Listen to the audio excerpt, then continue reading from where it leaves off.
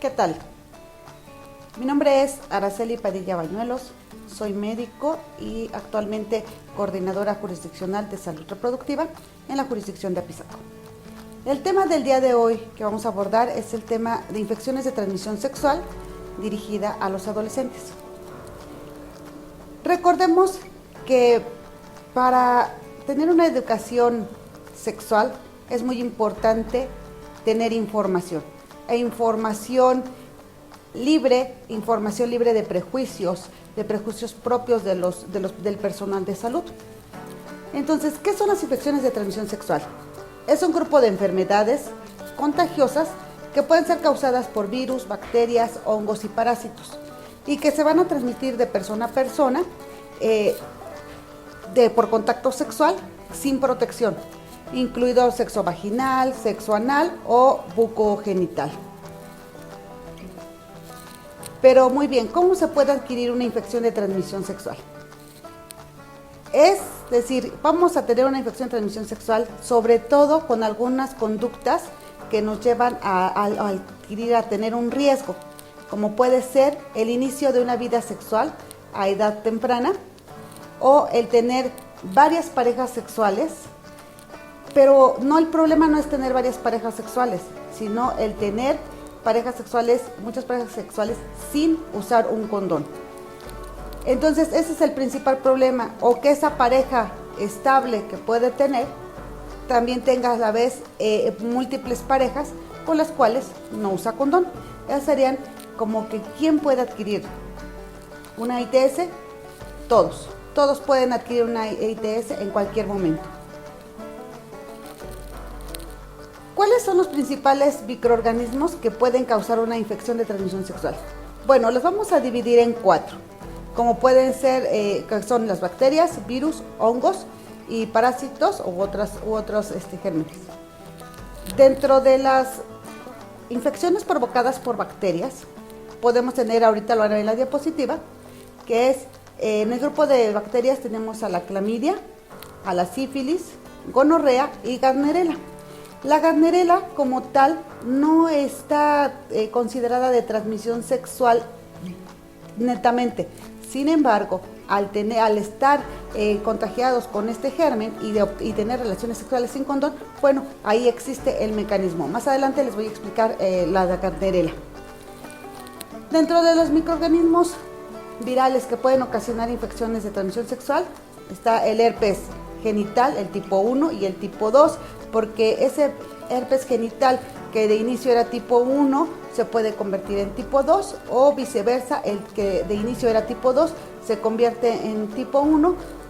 Ya tiene en consideración el tipo de relación sexual de que se trate. Y ahora con tanta apertura sexual, bueno, pues estos gérmenes pueden ir y venir de un lado a otro. También el virus de papiloma humano recobra mucha importancia porque sabedores de que es una de las principales causas para tener cáncer cérvico-uterino.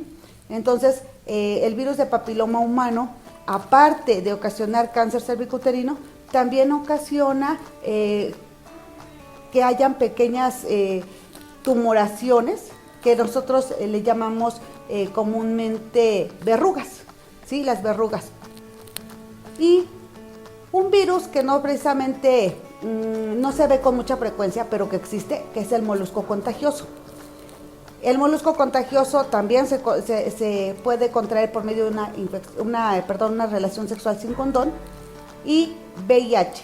El VIH como tal, pues principalmente es por transmisión sexual, sin olvidar que también se puede transmitir por sangre o transmitir de madre a hijo. Y la hepatitis B, que comparte mecanismos de transmisión con VIH. Y actualmente sabemos que la hepatitis C también tiene un componente de transmisión sexual. La incidencia es mucho menor, pero aún así existe el riesgo de adquirir hepatitis B o hepatitis C en una relación sin condón. Y dentro de los hongos que más frecuentemente podemos encontrar como parte de las infecciones de transmisión sexual, está la Candida albicans, y que produce una enfermedad que se llama candidiasis o una infección que se llama candidiasis y algunos otros tipos de cándida. Sin embargo, la más común es la Candida albicans. Y dentro de otros microorganismos pues encontramos los ectoparásitos que van a ocasionar el piojo de pubis y la tricomona. La tricomona está considerada como un parásito. Pero, ¿qué síntomas vamos a tener en una infección de transmisión sexual? Bueno, pues estas las vamos a agrupar en un manejo que le podríamos llamar sindromático o por síndromes, es decir, aquellas que producen flujo o que son secretoras, como es la gonorrea, la clamidia, tricomona, vaginosis bacteriana y candidiasis, ¿sí? Estas infecciones van a producir un flujo de diferentes características cada uno. El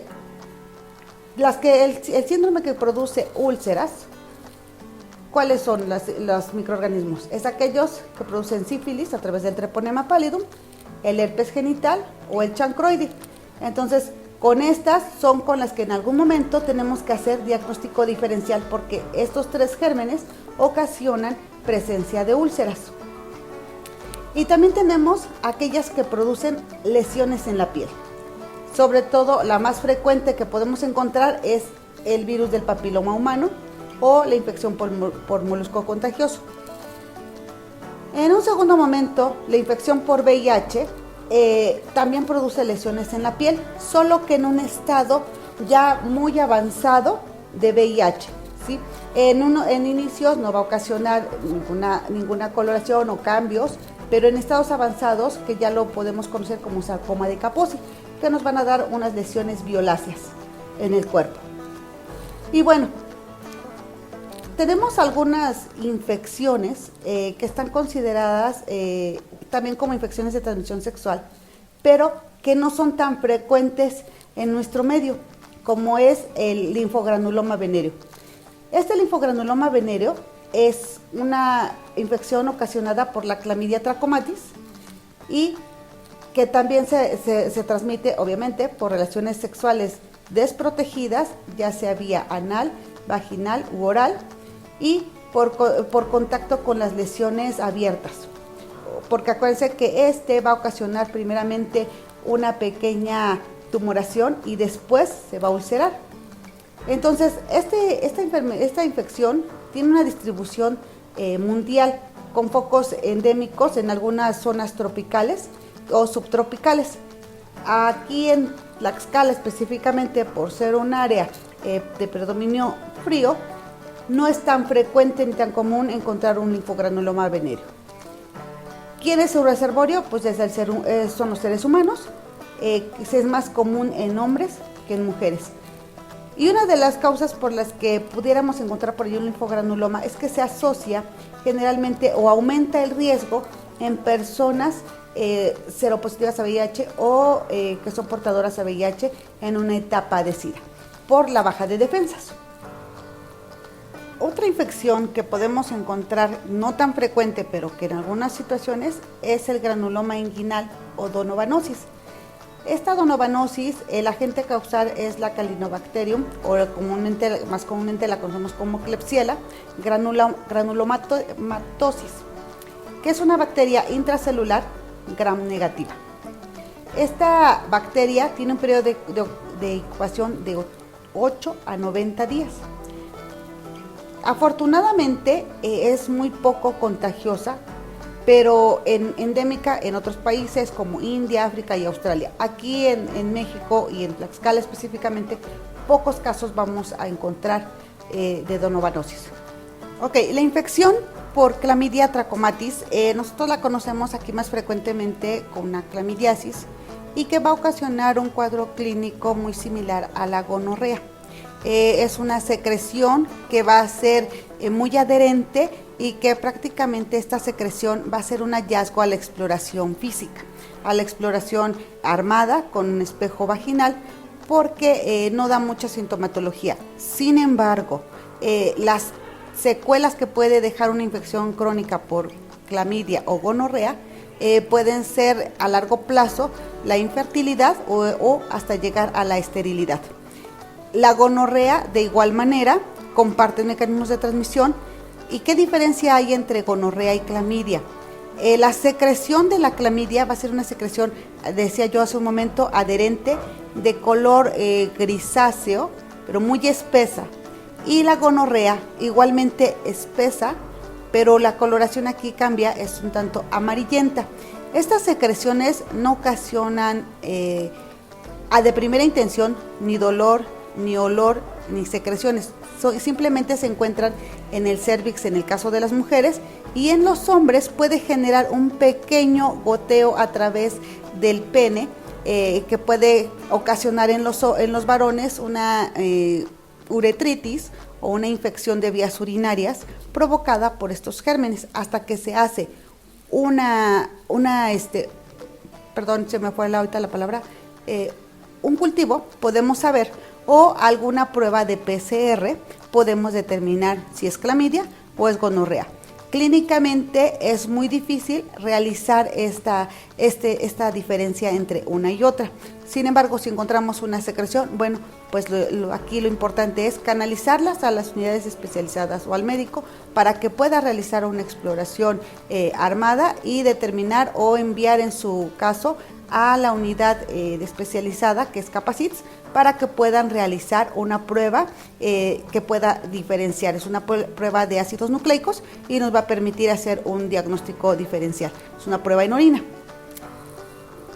Eso es lo más importante de clamidia y gonorrea, y que las secuelas que puede dejar puede ser una enfermedad pélvica inflamatoria o, en su caso, les decía, infertilidad o hasta llegar a la esterilidad.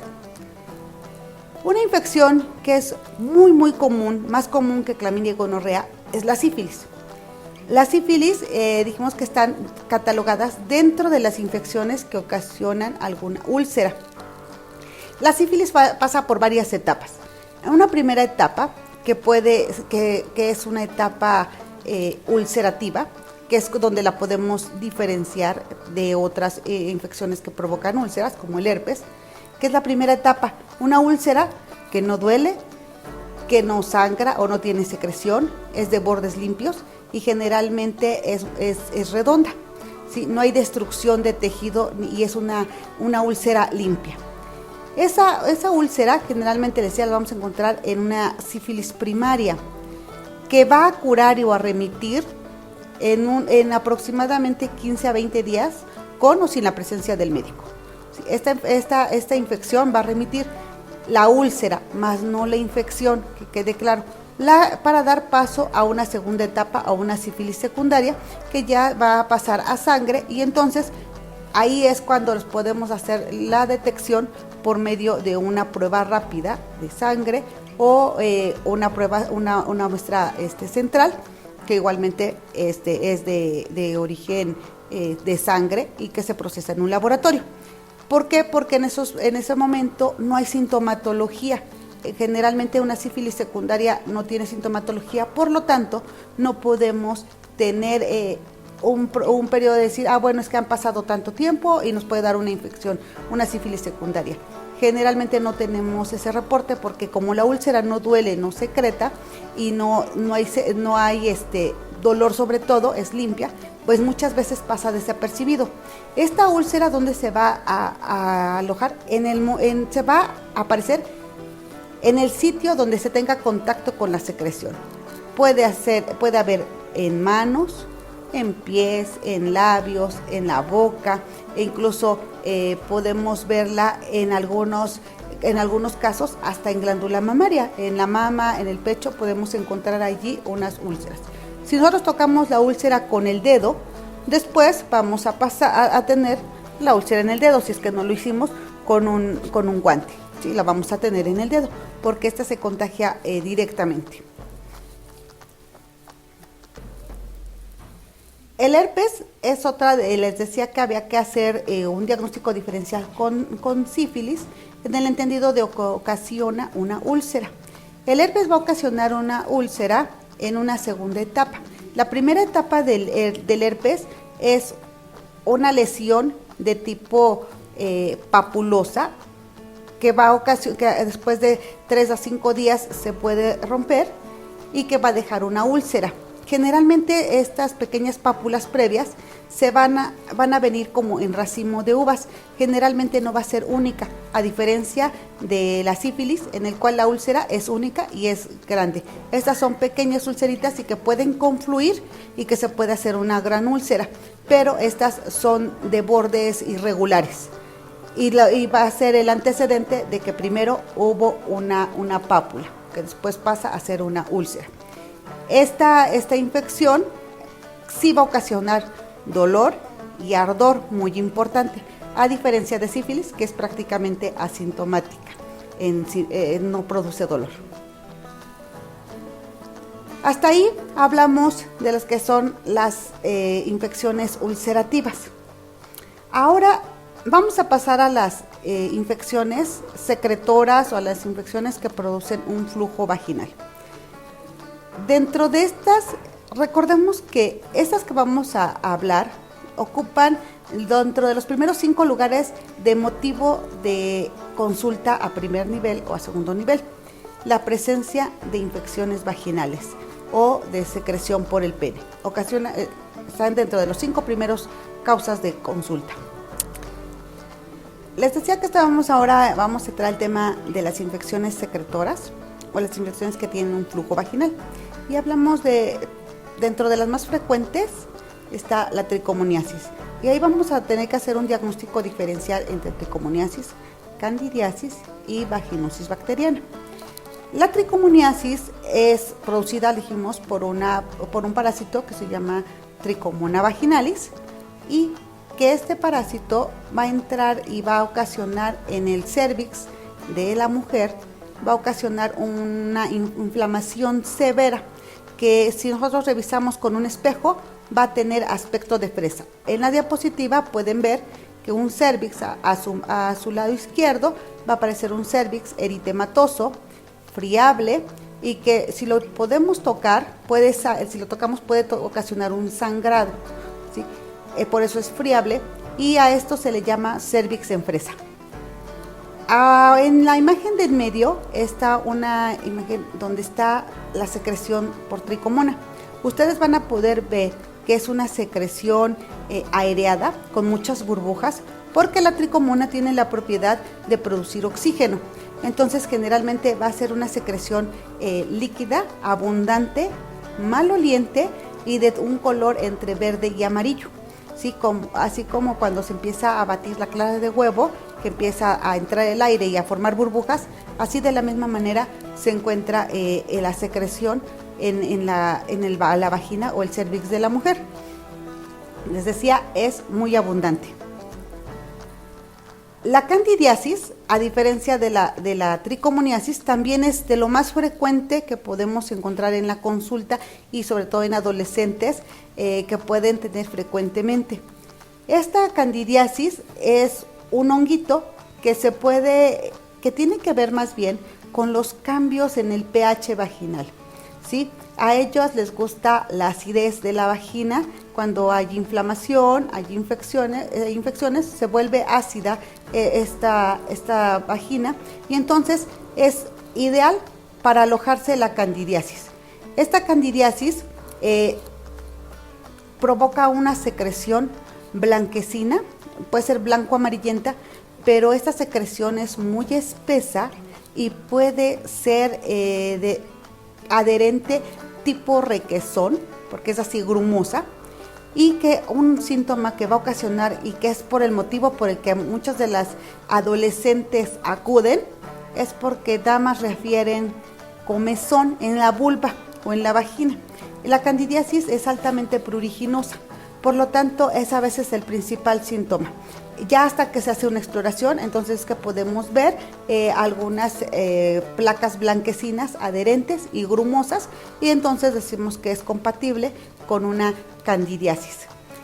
¿Cuál es su tratamiento de la candidiasis? Ojo, primero aquí en general con todas las infecciones de transmisión sexual, la higiene es un factor importante, pero en la candidiasis es muy importante el recomendarles a las adolescentes el cambio de ropa diario, el uso de ropa de algodón, porque la ropa interior de licra va a favorecer la presencia de humedad y de calor, y a la candidiasis le gusta lo húmedo, lo oscuro y lo calientito. Entonces, cuando la mujer usa pantiprotectores, la ropa interior de licra, a veces se ponen abajo una licra más y el pantalón, bueno, estamos favoreciendo toda una simbiosis para que la candidiasis se reproduzca. Entonces, por eso es importante, sobre todo en este recomendarles el uso de ropa interior de algodón. Antes de comentar otra cosa también, tenemos que hacer un diagnóstico diferencial de tricomoniasis, candidiasis, y dijimos que con vaginosis bacteriana. La vaginosis bacteriana está ocasionada por una bacteria que se llama Gardnerella vaginalis. Esta Gardnerella vaginalis generalmente se encuentra en la materia fecal. No está considerada del todo de transmisión sexual, les decía yo al inicio, porque no es recurso necesario el tener una relación sexual. En muchas ocasiones las adolescentes muy jovencitas de 9, 10 años pueden tener la presencia de una secreción vaginal aún sin tener relaciones sexuales. ¿Qué es lo que sucede? Que esta infección se puede dar por una contaminación o por una higiene deficiente, en la cual se les debe hacer hincapié que la higiene tiene que ser de adelante hacia atrás, no al revés, de atrás hacia adelante. Cuando lo hacemos de atrás hacia adelante, lo que va a ocasionar es que la materia fecal se pase a sembrar a la vagina, y entonces ahí es donde la bacteria que va en la materia fecal encuentra el medio ideal para reproducirse, y entonces va a ocasionar un flujo blanquecino, lechoso, pero a una característica muy especial, que es muy maloliente. Huele a pescado echado a perder, por la presencia de aminas de esta bacteria, ¿sí? Entonces, eso es lo que le va a dar el color característico. Y muchas de las ocasiones, las jovencitas pueden acudir a solicitar información o una atención por esta razón, porque todo el tiempo tienen esa secreción.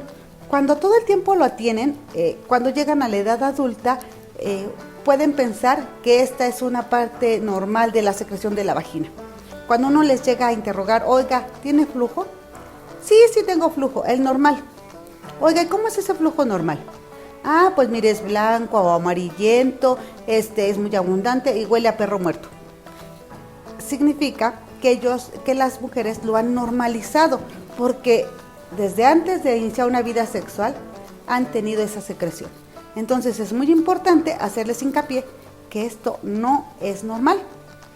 Una secreción, para que sea normal, tiene que ser transparente, tiene que formar hilo. Si uno lo toca y hace esto, tiene que hacer hebra, tiene que ser filante, ¿sí? Sin olor, sin color.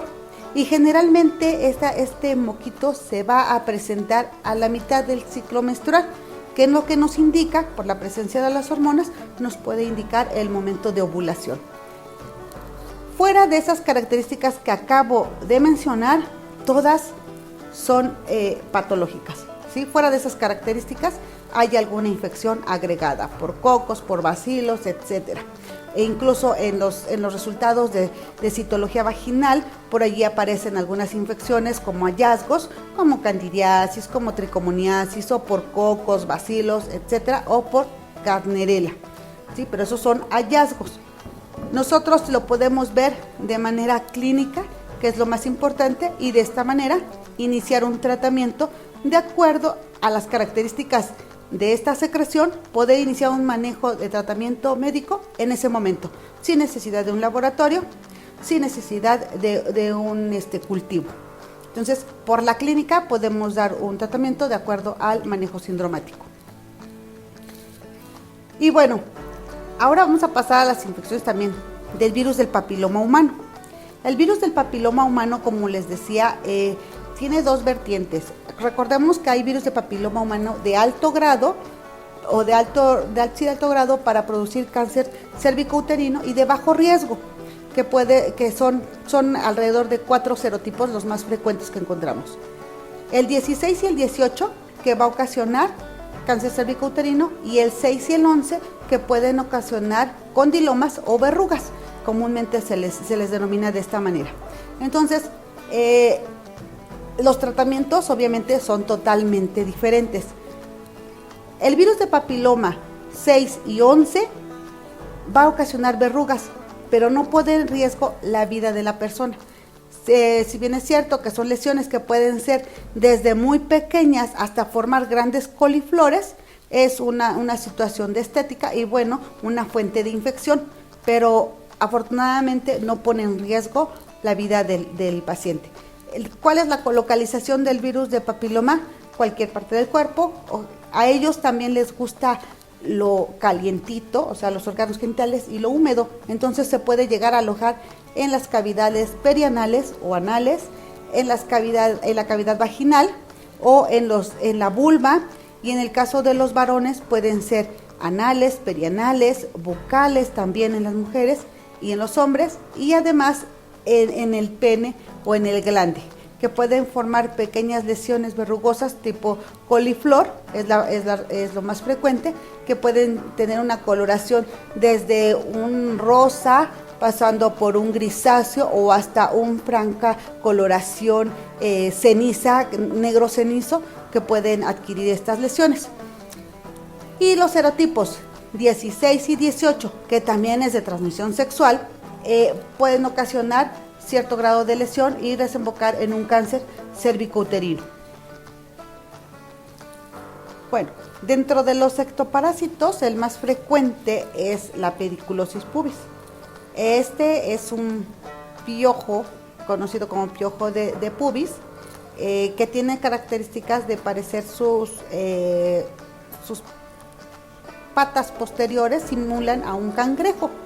Y esta se va a adquirir por contacto sexual generalmente, y obviamente generalmente son hallazgos, y el síntoma principal que van a presentar las personas que tienen este piojo es un prurito, comezón muy intensa que les puede ocasionar incluso hasta heridas, porque se pueden desgarrar al momento de estarse rascando, pueden ocasionarse lesiones que se pueden infectar y ocasionar una infección más.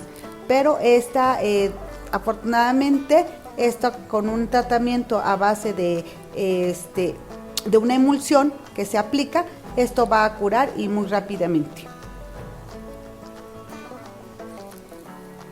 Dentro de las infecciones, afortunadamente no tan frecuentes, pero sí muy conocidas, está la infección del virus de inmunodeficiencia humana. El virus de inmunodeficiencia humana ha sido uno de los virus que más se ha estudiado en los últimos años, y que se ha encontrado tratamientos que lo puedan controlar, no así curar. No tenemos vacuna. Por lo tanto, es muy importante hacer hincapié en los adolescentes la facilidad con que pueden adquirir este virus, porque cuando se es joven somos Juan sin miedo, y entonces creemos que a nosotros no nos va a pasar, y muchas de las ocasiones este virus es por falta de esa conciencia y por alta confianza en que a mí no me va a pasar, ¿sí? O que VIH es algo que sucede allá, lejos, no es aquí no se presenta, y a veces estigmatizamos a la gente que es portadora de este virus, y decir, bueno, pues es que desde los inicios de esta enfermedad decían, bueno, pues es que es de prostitutas, es de negros y es de personas allá que hacen cosas sucias, ¿no? Lo tenemos tan estigmatizado que más de 35 años a fecha, y seguimos con el mismo estigma, y perdemos de vista que lo podemos tener aquí al lado, ¿sí? Que es más frecuente y más común la transmisión. Les decía que el virus de inmunodeficiencia humana justamente es eso, provoca una baja de defensas en un periodo que puede ser de 6 a 8 años para ocasionar sintomatología. Entonces, dicen, y entonces, ¿cómo lo puedo detectar? si no ocasiona sintomatología durante ese periodo tan largo. Justamente ese es el problema, que como no da sintomatología por un largo periodo, entonces la gente puede hacer su vida normal, sin tener relaciones sin condón con una persona, con otra persona, y andar transmitiendo esta infección sin saber que es portador de. Entonces, ¿qué es lo recomendable? Realizar una detección al menos una vez al año para saber que no son portadores de esta infección. Y tenemos un periodo que se llama periodo de ventana, que son de 3 meses. En ese periodo de ventana, que es desde el momento en que la persona se infecta hasta que puede ser identificado por una prueba de laboratorio, son 3 meses que es el periodo en el que van a producirse los anticuerpos. Las pruebas de laboratorio generalmente lo que identifican son anticuerpos, no identifican al virus por sí mismo. Actualmente en las unidades especializadas, sí ya se tienen pruebas que van a identificar una fracción de este virus y que entonces el periodo de ventana ahora sí se acorta porque lo podemos identificar desde a partir del 21 día.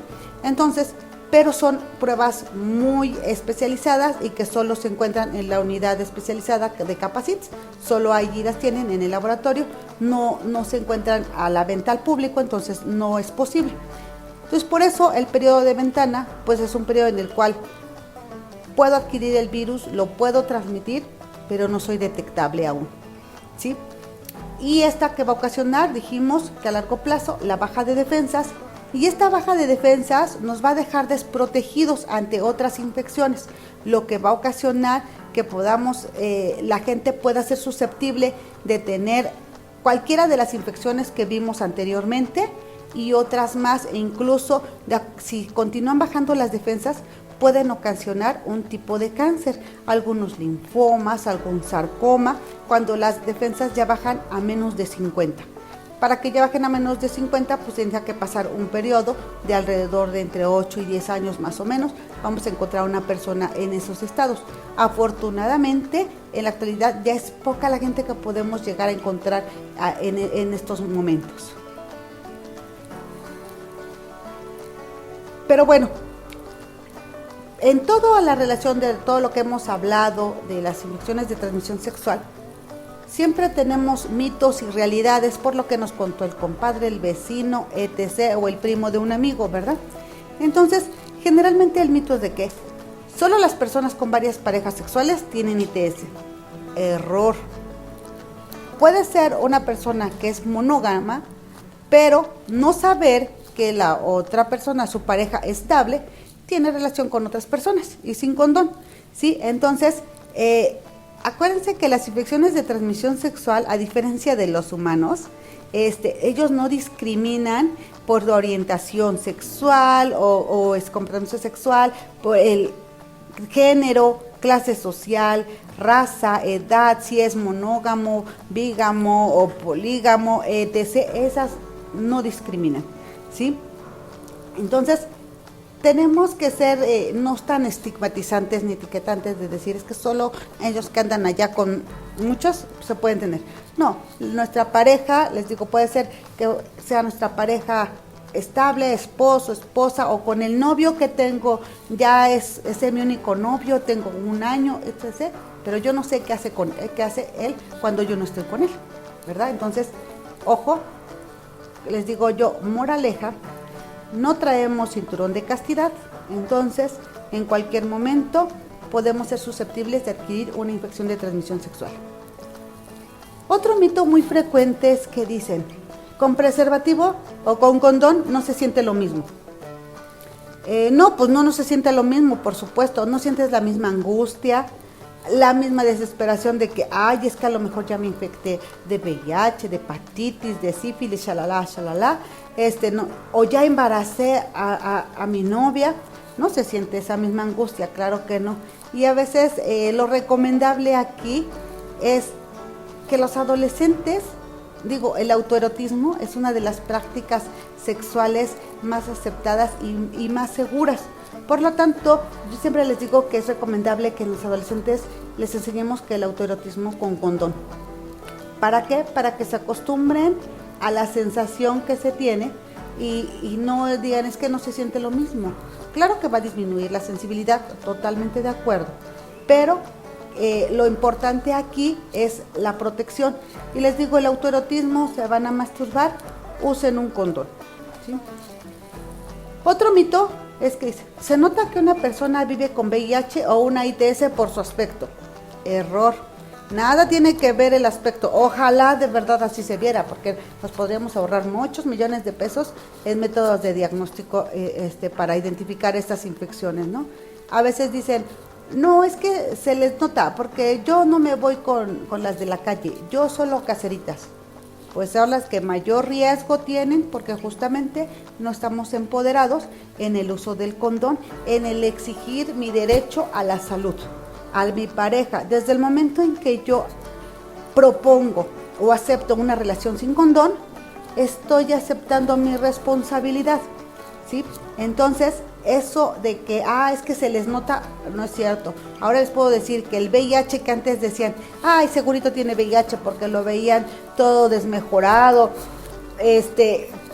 con hipolipoatrofia, etc., pues seguro tiene VIH. No, actualmente las personas con VIH se ven tan sanas como cualquiera que no tiene VIH. Un mito más es que en la primera relación sexual no me puedo contagiar. Error. Si no usamos condón, claro que me puedo contagiar de todo, porque basta una relación sexual para poder adquirirla, ¿sí? A lo mejor en un VIH pudiera ser una excepción, pero no. Les voy a contar una anécdota. Hace tiempo llegó a Capacitz una chica que, apanicada porque había tenido relaciones con su novio, que unos días atrás había estado con ella, y que acababa de fallecer por SIDA. Entonces llegó apanicada, se le dio el tiempo pertinente y resulta que la chica resultó embarazada y con infección de VIH en su primera relación sexual. ¿Por qué? ¿Por qué sucedió esto? Esto es muy simple. Sucede porque en la primera relación sexual, sobre todo en las mujeres o en los hombres cuando tienen la primera relación anal, generalmente puede haber sangrado. Entonces, si juntamos sangre y semen o secreciones vaginales, es puerta de entrada directita para este virus. Entonces, es mentira que en la primera relación sexual no me puedo infectar. El riesgo que existe es aún más alto. Otro mito que tienen los adolescentes es que las infecciones de transmisión sexual solo se presentan en personas adultas. Error, falacia. Cualquier persona puede contraer una infección de transmisión sexual en cualquier momento de su vida. Y en los adolescentes es más frecuente porque en el caso de las mujeres, la mucosa se encuentra más adelgazada por las hormonas, se encuentra adelgazada y por lo mismo la hace frágil. Entonces, esta fragilidad las hace susceptibles a adquirir una infección de transmisión sexual más rápidamente que incluso que una mujer adulta.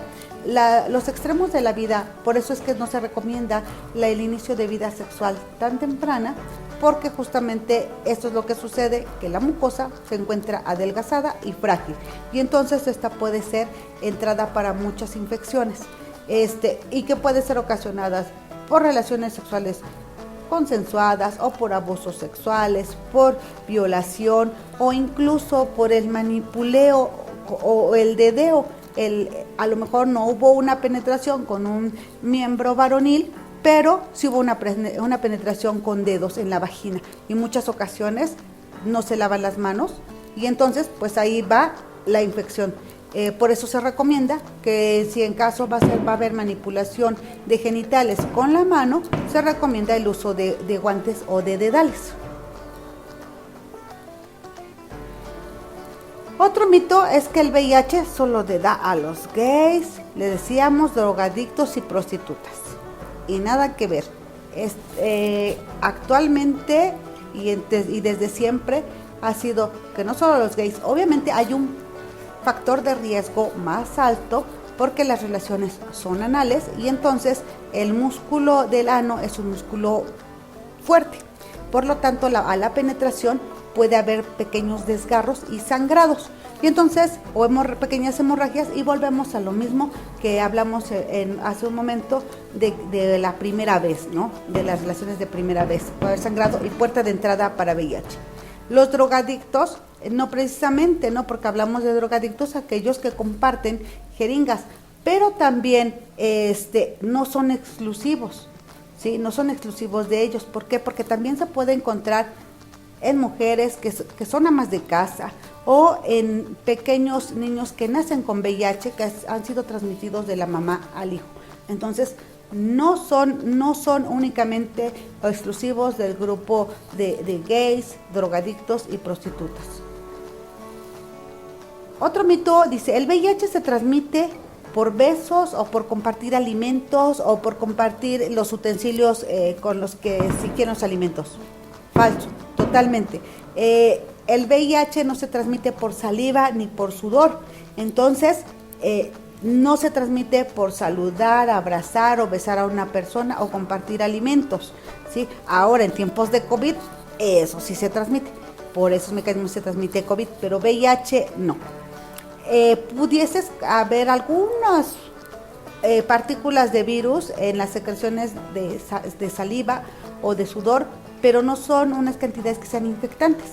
Entonces, no hay forma de que se transmita de esa manera. Otro mito es que por la apariencia o comportamiento de una persona se sabe si hay riesgo de infección. Les decíamos, volvemos al etiquetamiento de las personas gay o de los drogadictos y de las prostitutas. Ninguno de los tres es exclusivo, ¿sí? Y no por su aspecto sabemos. Claro, que alguna persona que corresponda al movimiento o lésbico, gay, transvesti, transgénero, transexual, ¿tiene riesgo? Sí, tiene mayor riesgo por el tipo de relación que tiene, pero tiene que ver más que nada con el comportamiento sexual, no con su apariencia física. Dice, si una persona casada es fiel, no tendrá riesgo de VIH. Claro, una persona casada o no casada, pero que es monógama y que su pareja también solo tiene relaciones con él, obviamente no va a tener el riesgo. Pero si una persona tiene relación con otra persona fuera de su relación estable, claro que existe el riesgo. Por eso, ante todo lo que hemos comentado, tenemos que hay un factor importante para esto: la protección, la prevención, las relaciones con un medio de barrera, ¿sí? ¿Por qué doble protección? Doble protección porque podemos tener el uso de un método de planificación familiar. A veces piensan que con el uso de un método de planificación familiar ya no van a tener alguna infección de transmisión sexual o prácticamente están protegidos. No, están protegidos si tiene el DIU, si tiene el implante, si tiene incluso un método permanente como la vasectomía o la salpingoclasia. Dicen, pues ya no puedo adquirir. No, claro que sí la puede adquirir. A pesar de cualquiera de estos métodos, es importante el uso de condón, ya sea el condón masculino o el condón femenino. Ojo, nunca juntar condón masculino con condón femenino, porque esto aumenta la fricción y puede ocasionar que se rompan los condones, y entonces en sí nos estamos poniendo en riesgo. ¿Qué medidas adicionales, medidas de prevención podemos tener? Ok, primeramente promover el autocuidado de la salud sexual. Insisto, nadie me va a venir a cuidar, ¿sí? Porque a veces pensamos, es que no me dijo que tenía, es que no me dijo que era portador de VIH. No, insisto mucho en nuestra responsabilidad. También promover el uso, decíamos, de la doble protección en el caso de los métodos de planificación familiar y aunado a un método de barrera.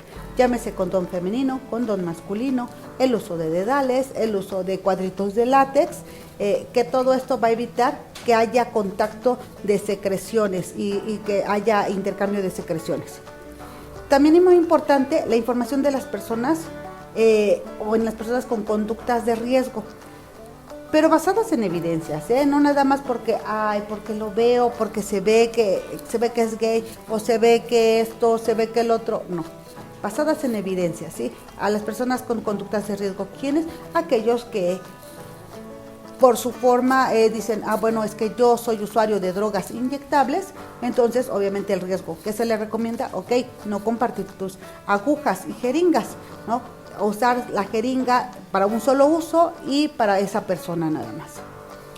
Otro medio de prevención es que como médicos, como personal de salud, el seguimiento y la búsqueda intencionada de contactos para el inicio de tratamiento. Los tratamientos siempre tienen que ser de pareja.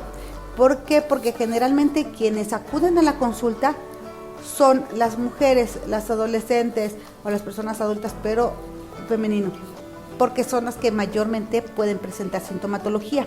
Afortunada o desafortunadamente, los síntomas en los varones es mucho menor, incluso pueden pasar asintomáticas, entonces difícilmente van a buscar un apoyo profesional porque no tienen síntomas.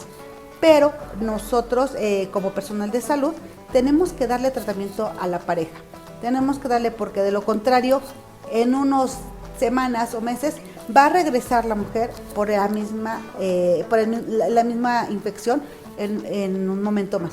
¿Por qué? Por esta reinfección, porque sí se atendió ella, pero la pareja no, y entonces se vuelve a reinfectar. Tenemos que dar una atención integral, una atención médica, clínica, pero también la atención psicológica juega un papel muy importante.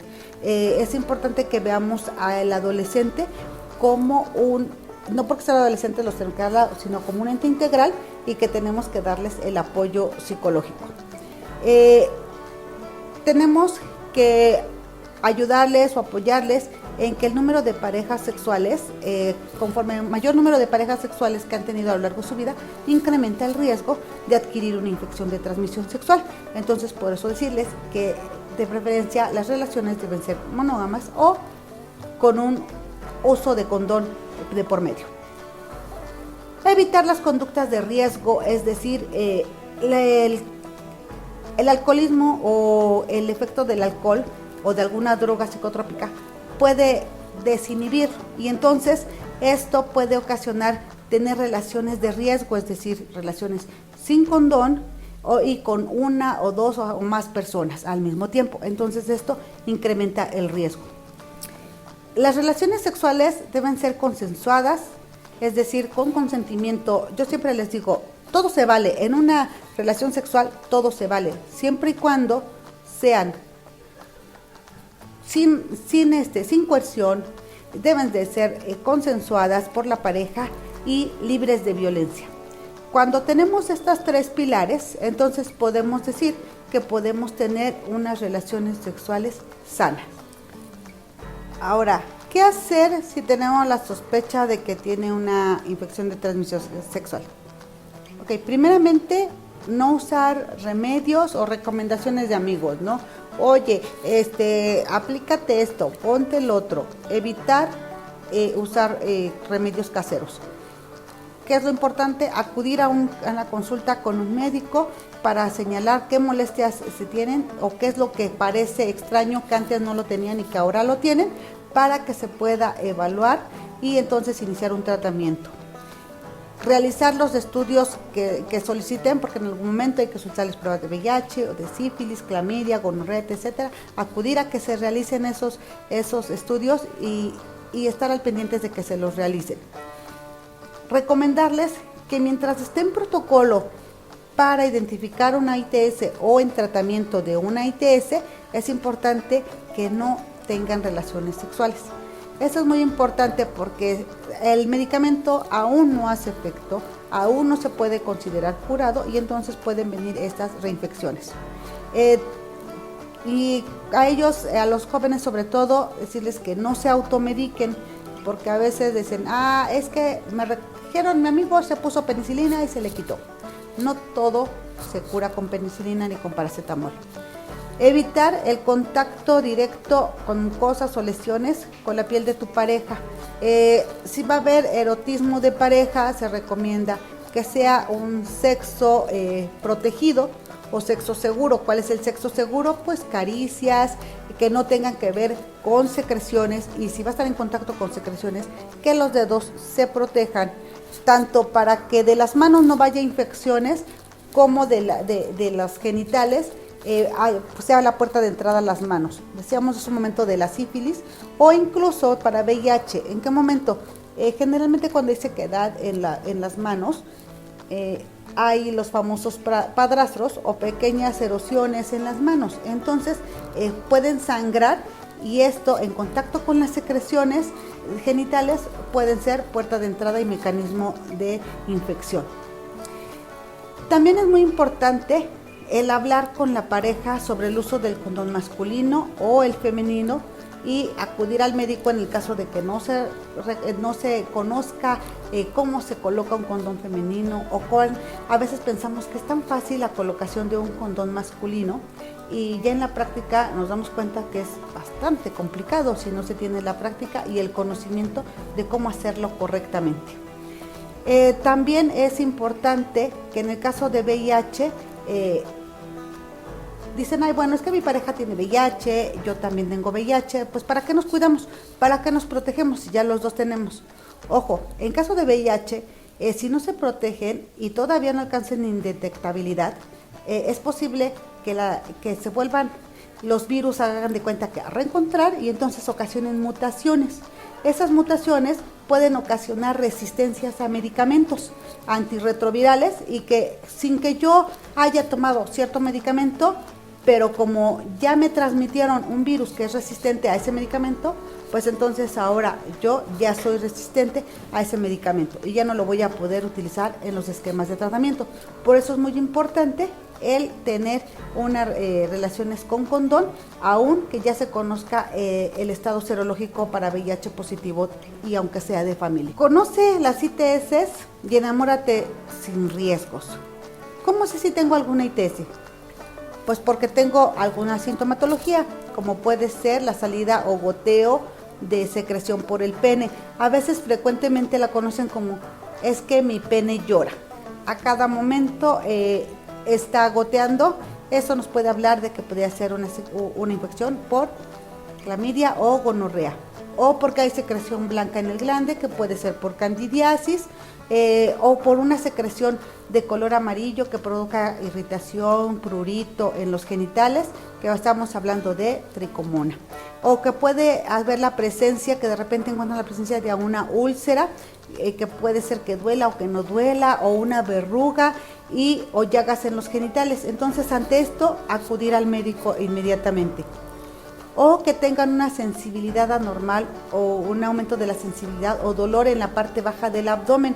Estaríamos empezando a sospechar sobre una enfermedad pélvica inflamatoria producida por una infección ya crónica, como puede ser clamidia o gonorrea. También otro síntoma que a veces nos hace ir al médico es la comezón o el prurito en los genitales. Les decía que la candidiosis ocasiona un prurito muy intenso, aunado al flujo vaginal, que puede ser abundante o que puede ser en mayor cantidad a la que estamos acostumbradas las mujeres a tener, o que hay dolor o ardor al orinar, o que orina muy seguido y que hay dolor al tener relaciones sexuales, dispareunia, y que además la presencia de esa secreción o de ese flujo ha cambiado de color, ha aumentado o tiene mal olor. Eso es importante, que todo esto lo registremos y que todo esto se lo platiquemos a nuestro médico de confianza. ¿Qué hacer para prevenirlas? Pues primeramente, como en todo, para la prevención no hay otro camino más que la educación, educación y educación. Sí, entonces, informarnos sobre los derechos sexuales y reproductivos, a que tiene derecho al acceso al uso de un condón masculino o femenino, el derecho a utilizar el condón con consentimiento, con conocimiento y de forma correcta en todas las relaciones sexuales, el derecho a exigir que mi pareja o mis parejas usen condón en las relaciones sexuales. Es muy importante también que conozcan su cuerpo, que les enseñemos a nuestros adolescentes a que conozcan su cuerpo y enseñarles qué es lo normal y qué es lo anormal, para que ellos puedan identificar tempranamente algún dato de alguna infección de transmisión sexual. Es muy importante que por lo menos tomen 2 litros de agua diarios, porque eso va a mejorar y va a prevenir de algunas infecciones, sobre todo las infecciones de vías urinarias, que van de la mano con las infecciones vaginales y que en muchas ocasiones hacen círculo vicioso. Un ciclo vicioso de las infecciones de vías urinarias pueden pasar a una infección vaginal y viceversa. Una infección vaginal puede tener una infección de vías urinarias. Entonces, por eso es muy importante el tomar o la ingesta de al menos 2 litros de agua al día. Sabemos que en este mundo tan diverso tenemos una diversidad afectivo-sexual de hombres con hombres, mujeres con mujeres, hombres con mujeres, con una persona trans, una trans mujer o una trans hombres. Entonces, esta diversidad que tenemos en la actualidad, que siempre ha existido, pero que ahora es más notoria, no nos debe ni limitar y mucho menos nos debe evitar buscar ayuda cuando lo necesitamos. Es muy importante que nuestros adolescentes, cuando lleguen a la consulta, los tratemos con esa confianza, les transmitamos esa confianza para que ellos acudan y nos puedan contar todo lo que les sucede, y sobre todo en aquellos adolescentes que están en proceso de decidir, no sé si soy gay o si soy heterosexual, o si me gustan los hombres o si me gustan las mujeres. Es un proceso muy complicado que nosotros como médicos debemos de dejar de lado nuestros prejuicios y dejar de decirle al adolescente, es que tú eres hombre y te deben gustar las mujeres. No, no siempre es lo mejor. Lo único que vamos a hacer con eso es poner una barrera, y entonces a la posteridad no va a regresar a la consulta, y podemos provocar que si ya trae una infección, esta infección se magnifique y que termine en una infección mucho más grave. Les agradezco mucho su atención, espero que les haya servido. Muchas gracias.